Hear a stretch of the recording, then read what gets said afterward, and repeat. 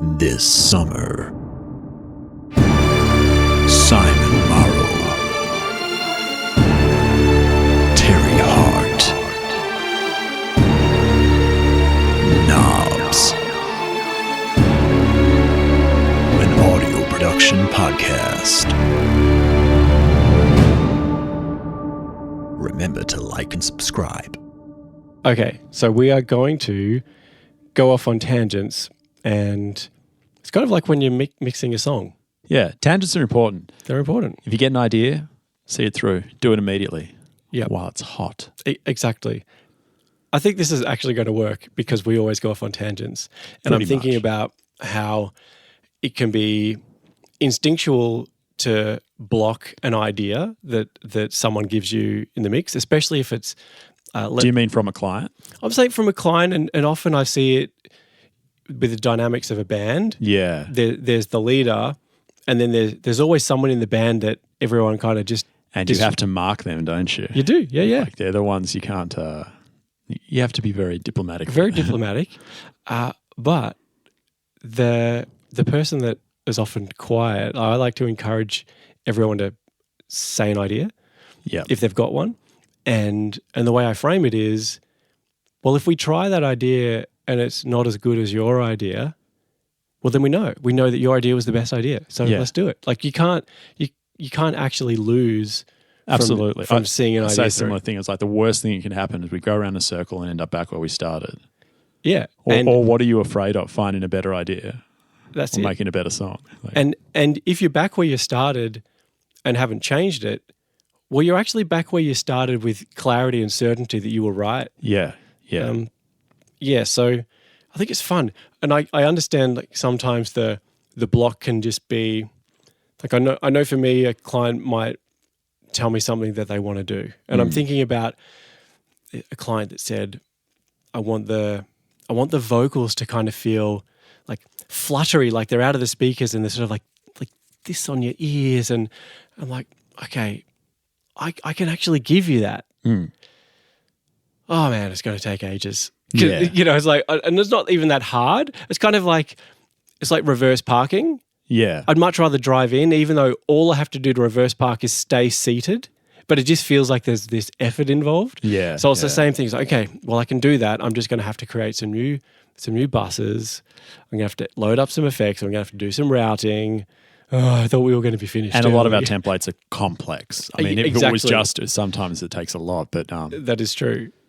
That is true. but that is the fun of it. There is the other side of it as well, and I think this is what separates people who are just starting to people who've been doing it for years, is that a lot of people, their hackles stand up when someone starts suggesting something for their mix. But having the confidence to say that, like, that's fine. That doesn't mean I didn't mix the song well. That's a great idea. Let's explore it. Yeah. And if they could do it, they would. You're still the expert there, and having Yes. the confidence to say that and to Yeah. confidently say, okay, yeah, absolutely, let's try it. Yeah. And do your best effort at doing it. And that doesn't mean you didn't deliver on the first time round. Correct. Yeah. Agreed. I mean, I think the great thing about making records with people, with artists, with the other collaborators, is that we're not solving problems that have never been solved. Like everything that we're solving has all been done before. And it's kind of like, we can get there. Like there might be a little bit more back and forth if there was different expectations or new ideas along the way, but it's all solvable. And I think a lot of people just bail too soon and go, I'm going to go somewhere else. Yeah. This isn't working. It's like, well, it could work. We just... Or the odd one you sometimes get that you've done a great album with the band and next time like, oh, we're going to go with a different sound. So we're going to go with a different mix engineer. It's like, I haven't been mixing that one sound for my whole career. Like the only time I did it was your record because you're the most unique band that's ever lived. Yeah, I've had several new bits of gear there. My template's Yeah. completely changed, but and so's my headspace. Yeah. We can hit it with it any way you want. That's it. And then another, I guess, difference with professionals is that for this to be a viable thing, we have to work with time constraints. So we could spend weeks and weeks and weeks adding to a song and getting that extra 1%, that extra 2%. But at the end of the day, we go, well, this is working. Yeah. So when they bring an idea that we hadn't thought of, it's like, well, great, I can execute it. I was working to a time frame, getting making it work, making the most out of what you've presented to me. So that's the other thing, is that often it's not, like as you were saying before, it's not the professional shouldn't be offended, because they could have come to that conclusion. It's just they weren't being paid to go off on tangents. It's creativity. Like it's and look, you can sit there and mix a song for months and months on end, but I think it's very rarely beneficial. I mean, how hard is it to keep objectivity in the first half an hour? Well, that's 6 months onto that. Yeah. Like, it is crazy. You can do 1%ers, but it's diminishing returns. Agreed. Searching for perfection is a wasted life. Yeah. Let's make more songs. Yeah. I wish someone had told that to me in my late teens. I just think about all of the lost opportunities and the delays in the pursuit of an impossible perfect. Yeah, yeah. And everything, like, we were songwriters back then as well. And, you can, I think that's really how you can separate the people who are going to do well and not do well. Now that I'm looking back on it, I felt like I obsessed way too much, and I couldn't really get enough music out. The best songwriters that I work with today, if they will sit down and they're like, if it's not coming together in 5 minutes, like, it's a terrible idea.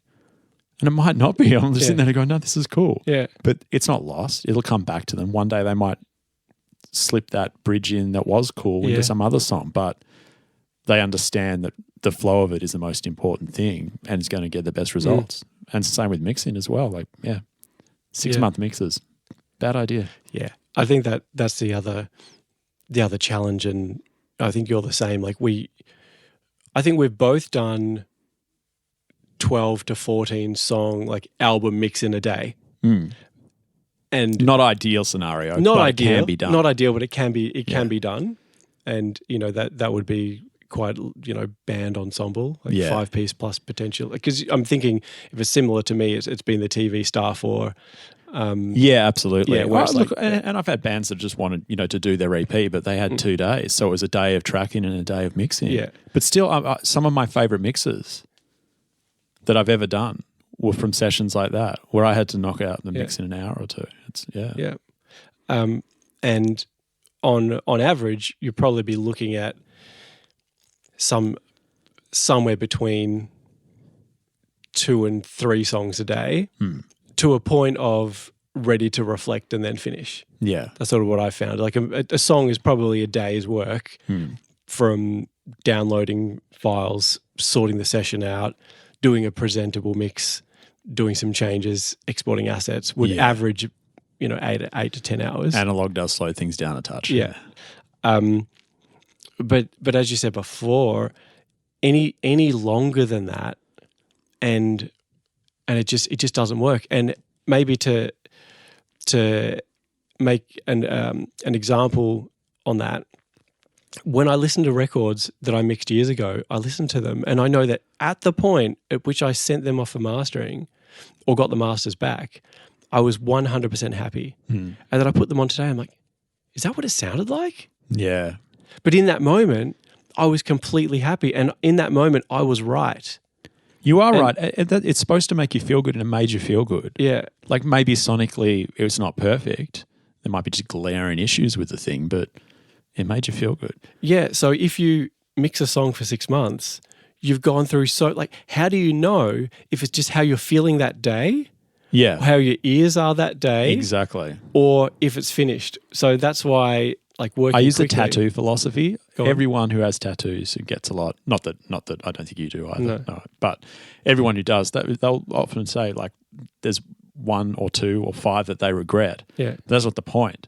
They might regret it now, but it's a snapshot of who they were when they got it. Yeah. And that's a nice thing. Makes you remember your past a bit. Yeah. Same with the mixes. Yeah. Yeah, I think the speed. Reflecting, actually, if we're doing tangents, can we do callbacks? I thought you were about to go on a drug sort of tangent there. Oh, the only drugs I would do would be something for my sniffles today. You sniff? Oh, no. Are you feeling better? Oh, yeah, I'm a bit better. I mean, I'm tired. surprisingly. How bad is sickness in the studio? When you're stuck in with a band and somebody's sick, it'll just go through everyone. It's insane. It is the worst. That was actually one thing that I liked about lockdowns. I just did not get sick for like 2 years. No, there's something about actually, not sharing. And I like the idea, of just if you're sick, stay home. If you're contagious, stay home. But in the studio it's tricky because most studios aren't well ventilated. Everyone's in close proximity. No, ventilation means air moves, and if air moves, sound moves. That's kind of not what you want. Yeah, that's you need to keep it contained. Yeah. What are your tricks for singers when they're ill? I've actually cancelled sessions. I've said, let's cancel. Oh, definitely. Yeah. Like if they're, and often that's, if they're just deflated, you're not going to get anything out of them, even if they can manage to sing. But outside of that, like I do think simple things like those, lemon honey tea or just a spoonful of honey and steaming is amazing. Because most of it will be opening up the nasal cavity. That's what that's where the congestion's going to be. I'll even tell them to come in. Like usually, I won't suggest singing in the morning because people are a bit croaky unless that's what you're going for. But I'll say, look, come in. Let's just do it in the morning. But just stand in the shower for an hour. Yeah, and it will clear you up enough. Because sometimes, an hour. If you're doing one song, you get an hour worth of takes. Yeah, that'll work. Yeah. It'll just be a tone or so lower than normal. Yeah, but that can be cool. Yeah, you just change the pitch, the speed on your converters. We have knobs for that. Yeah. What's your favourite knob? What is my favourite knob? Volume knob. Volume knob? I'm going to be honest. Volume knob's a good one. How much better is music when it's loud? Okay. Do you think your tolerance for loudness has changed? I feel like I need music more loud for it to sound like it did when I was younger. I imagine so. It depends on the speakers. That's why I kind of like a bit of a harsh speaker in my environment.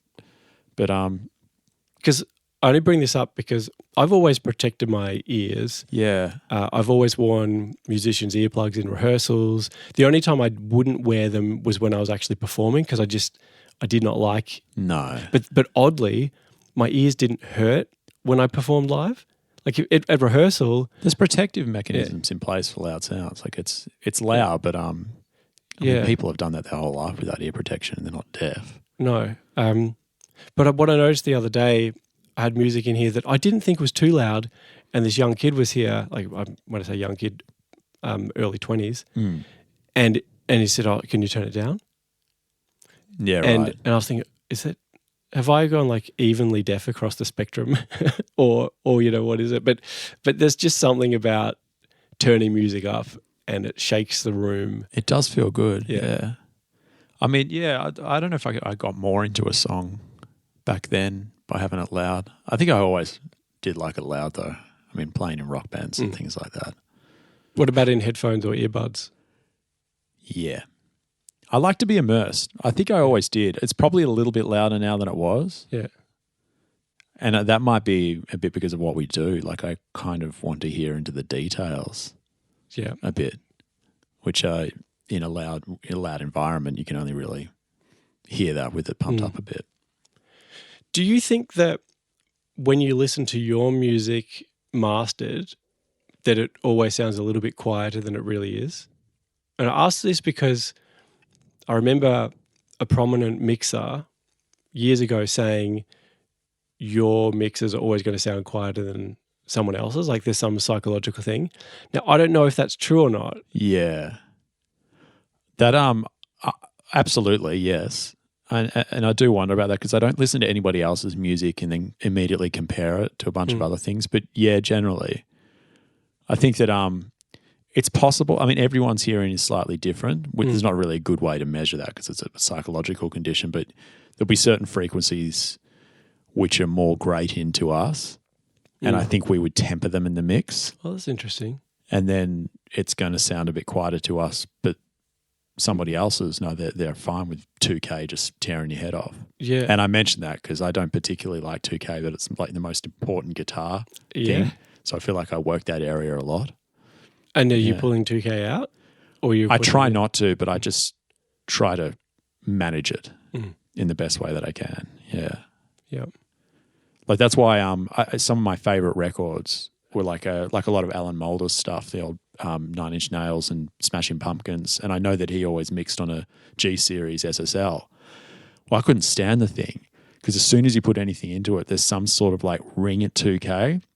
The API 2500 compressor has a similar thing. It just excites that area, which I think is why people like it. But I find it great in. So I couldn't work on that console. I needed the E or the one after it. Everything I did on it, I just hated. Nerd. Yeah. But and it's interesting when you find those things and there's consistencies. Because sometimes I think we've all done this where we think we're affecting a change and then you realize you're on the wrong plugin. You know, I've done that before and I'm like tuning in Melodyne. I'm like, why isn't it moving? I guess maybe that's a little bit better. And then I was on the backing vocal, and not the lead. Yeah. So when you actually find that consistency, it's like every time I'm on the G, I don't like it. That sort of reinforces that what you were hearing was right. Yeah. Yeah. And not just a weird anomaly on the day. No, it was I really wanted it to work. Like it wasn't, I'm pretty quick at, if I try a bit of gear and I don't like it, I'll then look inside, take the lid off and go, oh, that's why it's crap. Nah, get rid of it. But I really wanted to like that console because, again, a lot of my favorite records were made on it. You know, things like Siamese Dreams, I still use that today as a mix reference. Just that's what guitars are supposed to sound like to me. It doesn't matter where I hear it. In the background of a shopping centre, like up in the corner in a crappy little speaker, and it still sounds like a tearing guitar. So I'm like, no, that's my bass line. But I couldn't work the console that way. I don't know what it was. Those 90s records are so harsh. Yeah. Yeah. And I did not hear them as harsh when I was listening to them in school. I'm sure speakers have changed a lot, you know, what we're listening through. But yeah, I know what you mean. But also, those records were made harsh because they were made for radio and broadcast compressors rolling off the top end. There was a lot of that. They also got put on cassettes. That's true. You know, there was a bit of everything going on. But yeah, I wonder if it's the speaker design and headphone design, because I never heard them as harsh. But just I remember I had my CDs in boxes for probably 10, 15 years. Yeah. And then I pulled them out and started like listening to some again. And the first thing that I noticed is, this is so much better than streaming. Yeah, yeah. Just the fidelity is superior. And I mean, CD fidelity ain't even that good, but it's still superior, isn't it? I feel like there's something on Spotify, man. That thing, it just masks everything. Yeah. Like when you listen, you have your MP3 or your bounce from your master and engineer, and you put it up next to that. It's just, I don't know what they're doing, but algorithm ain't good. No, they'd be making it as cheap as possible. Yeah. To send down the line. Talking about mastering, what I've felt a degradation in the quality of mastering over literally the past few years. Or maybe say last 5 years. And it's across the board. I use people from all across the globe. Is that something you've noticed? I feel like, because the thing is, mastering is only going to be as good as the material that's put into it. Yes. Yeah. And I think, but it was mine, so it was flawless. It was perfect. Yeah. Look, I've had experiences where I've sent stuff overseas and come back and I was quite disappointed. Yeah. And like surprisingly, I'm like, I feel like I could have done a better job. I wouldn't say that I have enough experience in that, but I mean, over the years when I've used mastering engineers, there's a couple that I love and I think they're consistently very good. Yeah, me too. Yeah, but then I don't like in general. I've had mastering sessions come back and I've just sort of wondered if it was any better than just slamming my mix. Yeah, yeah. Well, that should be the aim. Like we can put a limiter on pretty easily. Yeah. it needs to be better than that.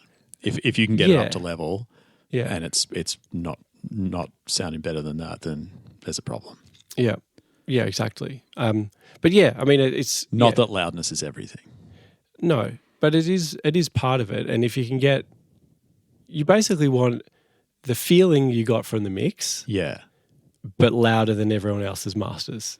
Yeah. And we work hard for that. And we might be more sensitive to that now the more that we do this, so that we were feeling a very specific thing, and to have them feel that exact same thing might be a big ask. Yeah. And one of the, I guess one of the differences in how you and I mix, as you know, we're from the Brower school, so there is so much automation and intentional movement. Yeah. And you know, 3 dB is enough to notice, like, to be quite obvious, a 3 dB jump. Something's happening. Yeah, and if we're doing a move that requires that sort of jump to give an effect, in mastering, if that gets reduced to half a dB, then that impact that we created is gone. Yeah. And I wish I could be like in their heads, whether they are sitting that like, oh, that pokes out a bit. That's interesting. Because so you mastered something for me the other day, and I called you that night and I said, the thing that I worked into that last chorus, it was there and even better. Yeah, that's great. And because it was this sort of crescendo build, and it wasn't a particularly big budget record. It was sort of all, I think there was one live instrument, and the rest was kind of programmed. But I worked this thing into the back end of the sort of swell, and in the master it was there. And so often those things, they just disappear. The impact is at best reduced, at worst gone. Yeah, and it's phenomenal how like gone it can be. Yeah, I mean, I don't know if they're just turning down like individual things that are poking out just to milk every bit of loudness out of it, but that shouldn't be their job. They should be. I always respect a master and engineer when they send me through something that's well below level. Yeah, they try it on. I'll probably come back and go, we could squeeze a little bit more out, but I think it comes down to if you're a modern mastering engineer working on modern music, there almost needs to be more automation in the master. Like it's probably not okay to just do a song-based set and forget. Yeah. Particularly with the tools that are doing a lot of the dynamic range control. So it might mean that let's say the song it starts quietly and ends quite epically. You might need to turn up the front end of the song and then gradually pull it back down before the first jump in the mix, so that when the song starts, it's loud enough. Some of the best songs ever have been those sort of just full crescendo songs. Yeah. And it's identifying that, like having a listen and going, okay, this whole song is that final chorus hit in. Yeah. Which is how we would mix it, right? Yeah. That's the first thing we'd sit there. We might start from the end and go, let's make that so that every single meter in this room is pegged. Yeah. And then work our way backwards. Yeah. But they should be identifying that as well. And I would love to be in their heads when they're doing it to see how whether that is a thing. Yeah. Dynamic control can be hard. Like something just occurred to me when you mentioned that. Like, there's a lot of tools now. A lot that didn't exist when all the best records were made. Is there too much? Like these dynamic EQs, all this stuff. Yeah. Look, I almost want to launch into it, like straight into another tangent from there, because you've tangent away. So I was listening to a Beatles song the other day. Yeah. And I was just thinking, like, this is well before pitch correction. Mm-hmm. And this is the most in tune vocal. Yeah.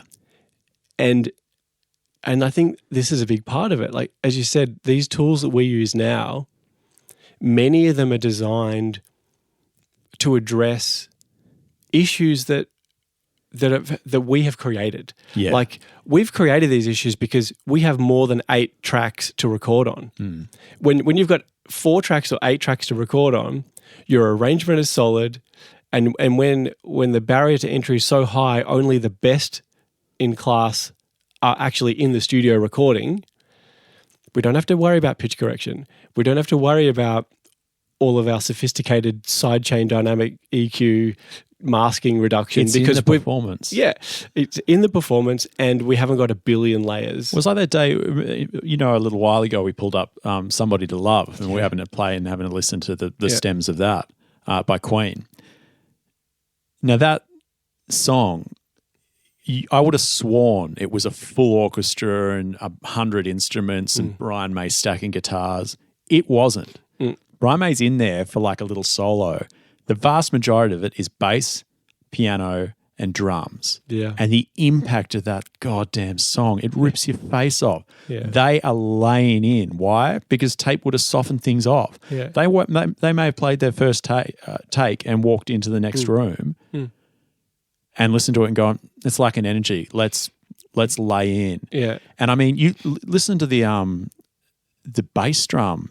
He's like on the bass drum, like dun dun dun dun dun dun dun dun dun, like constantly. I would, if someone did that in a song that I was producing, I'd be like, "What are you doing? Like that's way too much." But they wanted that impact.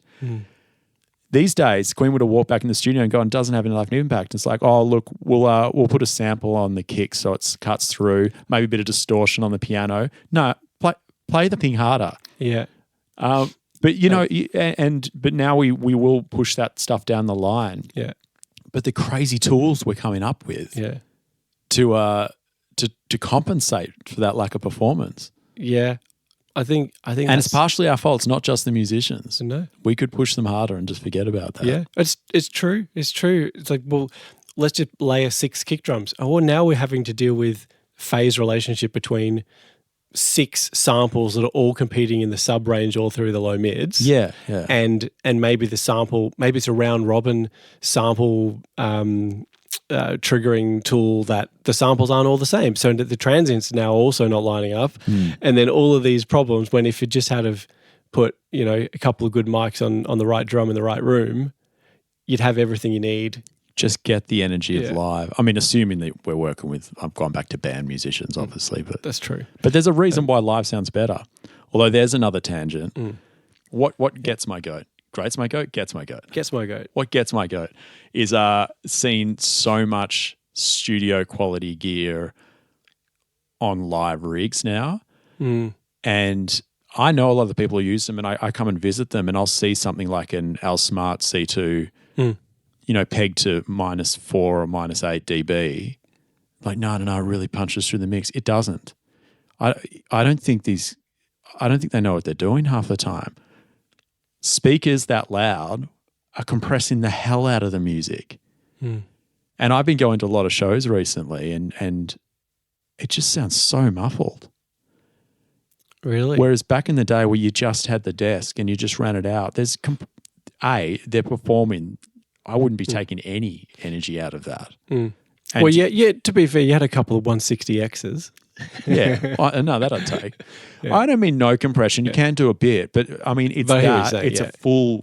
It's a full digital. It's a digital desk with the studio chains, full chains. Yeah, it's too much. Like those speakers that loud, they just there's driver compression, and it is hitting it hard at that level. I know my guitar amp sounds really, really pokey until I get it to a certain level and it smooths off completely and it's beautiful. That's what's happening in a live concert.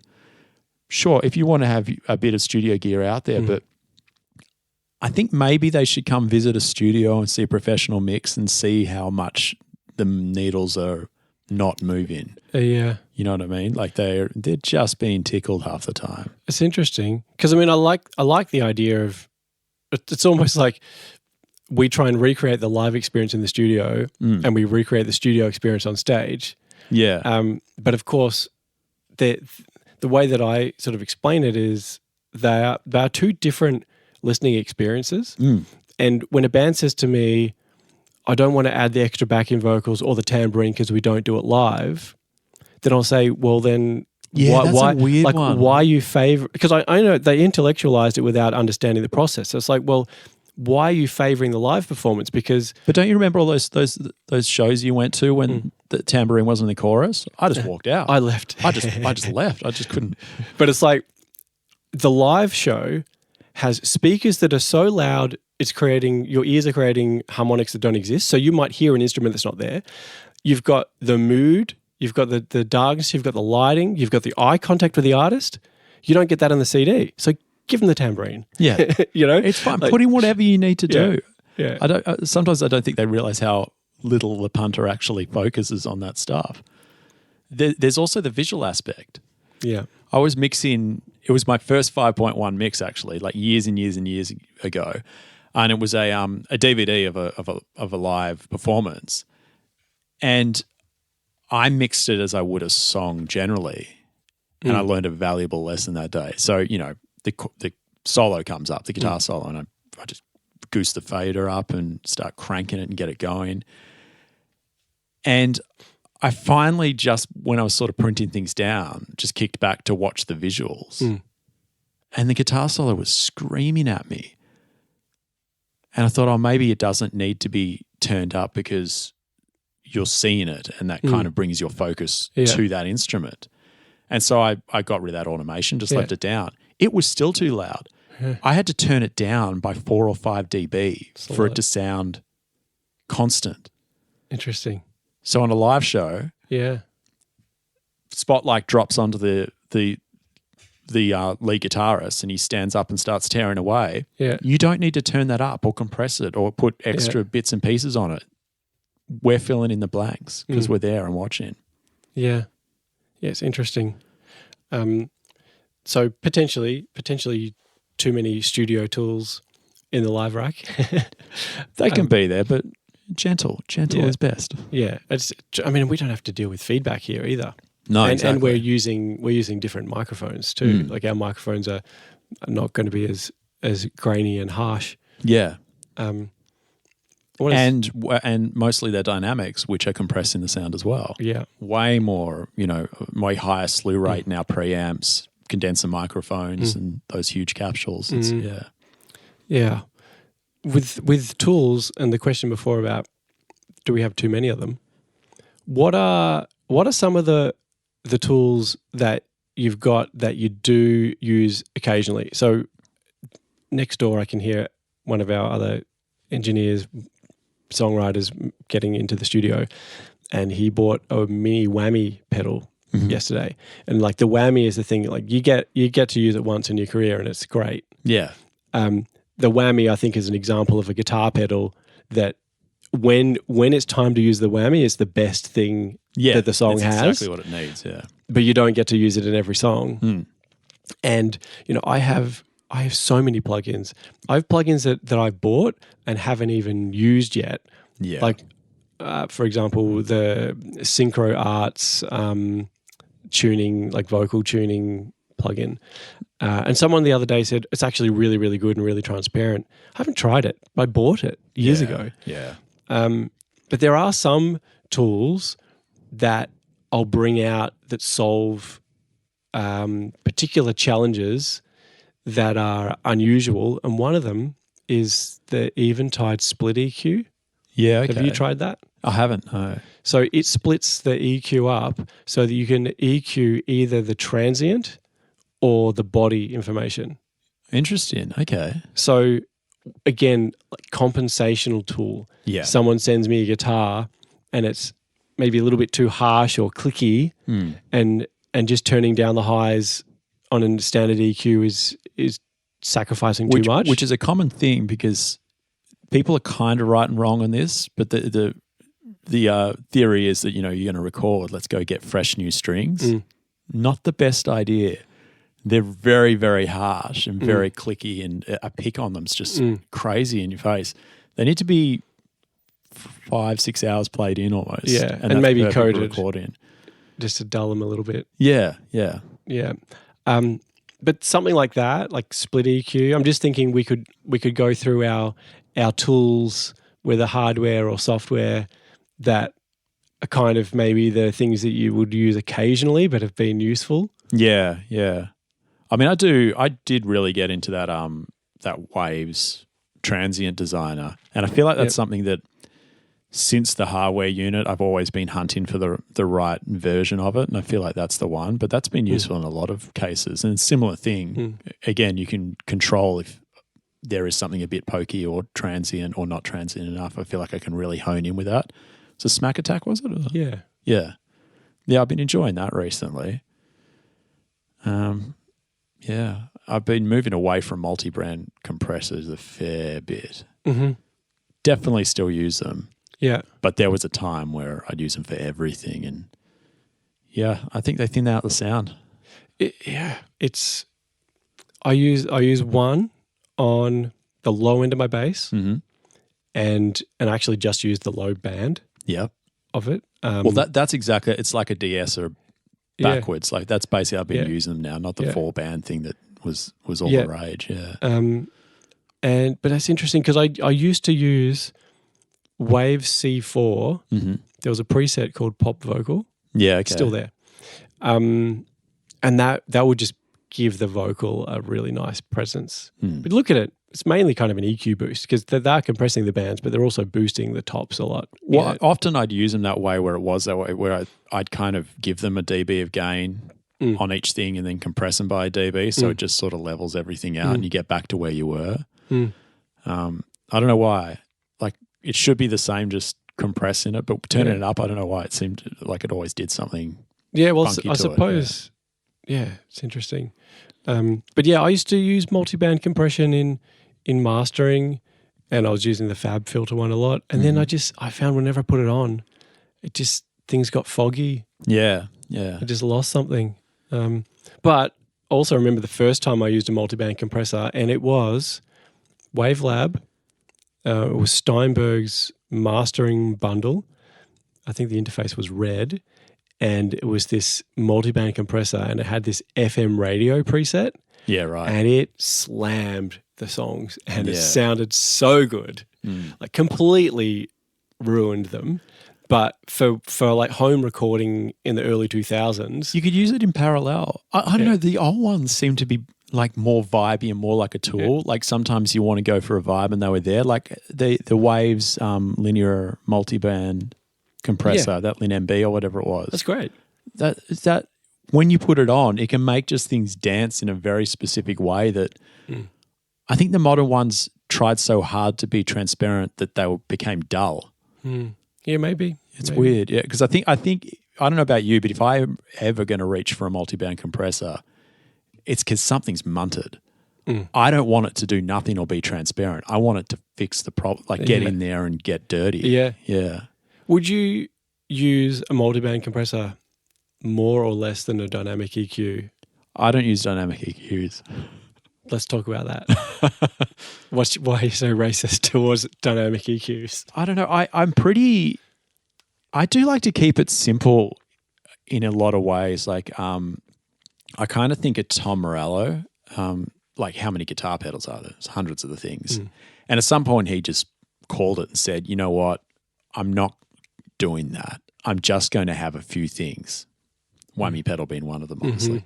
But a few things, one guitar, one amp, a handful of pedals. I'm not sure what they are. And he's spoken about this where what happened is that instead of like just plugging pedals in and trying to find a good riff, he found good riffs for that rig and worked it into that rig, which I see as quite similar to what we do with our bus setups and things like that. And it is similar to what you'd always do with analog gear. Like you have these bits of gear, you don't try to tell it to not do or do something it can't do. You just move it somewhere else or don't use it.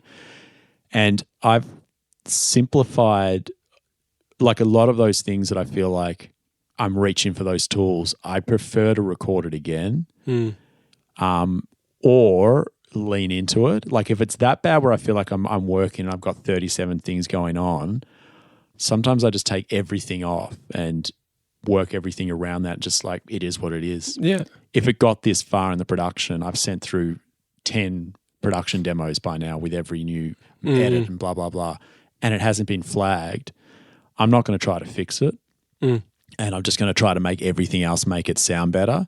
And it's such an interesting exercise. Like I know you do it all the time, but for people who haven't done a lot of mixing, is to EQ something while listening to something else. It's like I've got to the piano. I want to EQ the piano now. Well, I'm going to EQ the piano while listening to the vocal and make the vocal sound better with the EQ choices I'm making. That's when it becomes mixing and so you're actually bringing things together, and it's such an important thing to do.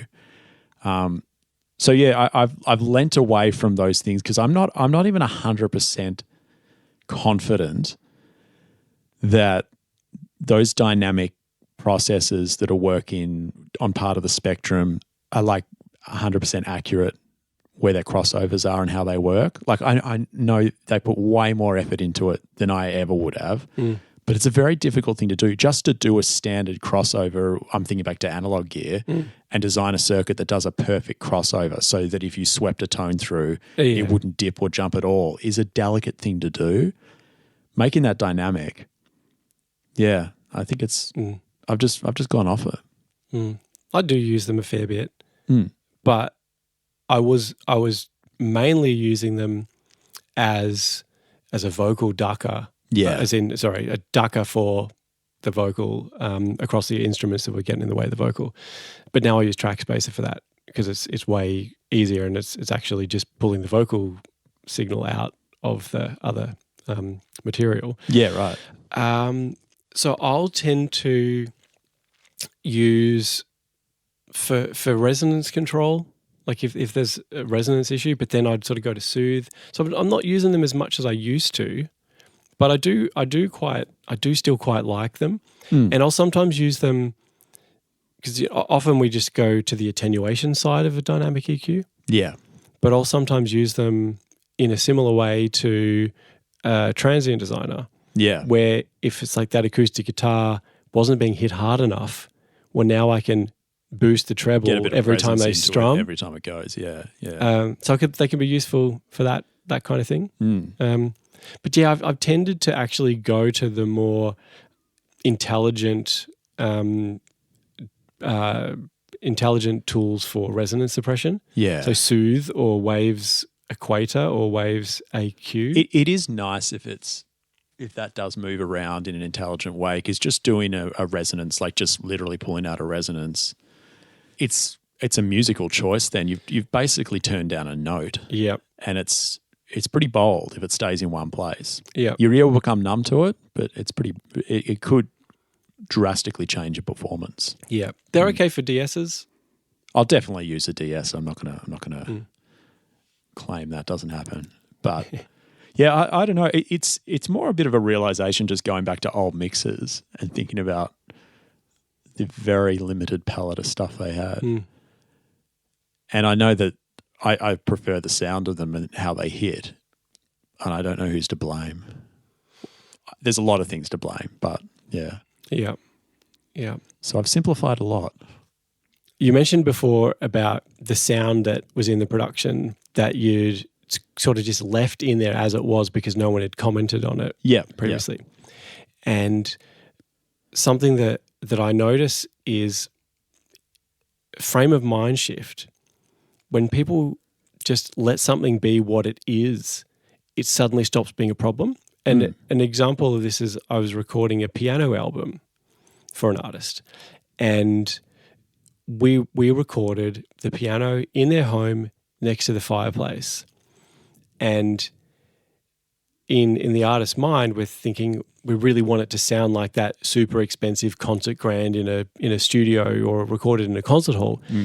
It's like, well, if that's what we're trying to make it sound like, and that's how we're listening to this record, it's always going to sound like a problem. But let's stop for a second. Let's just let it be what it is. Yeah. Your piano that you grew up playing in your home next to the fireplace, and suddenly that same recording was perfect because it sounded like what it is. So often just that phrase, like, just let it be what it is. Yeah. And then all those problems you're trying to fix suddenly disappear. Yeah. Because you're projecting this thing that it's never going to be. Have guts. No such thing as perfection.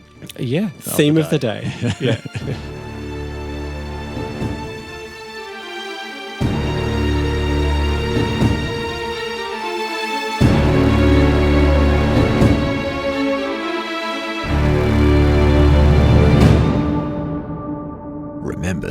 and subscribe.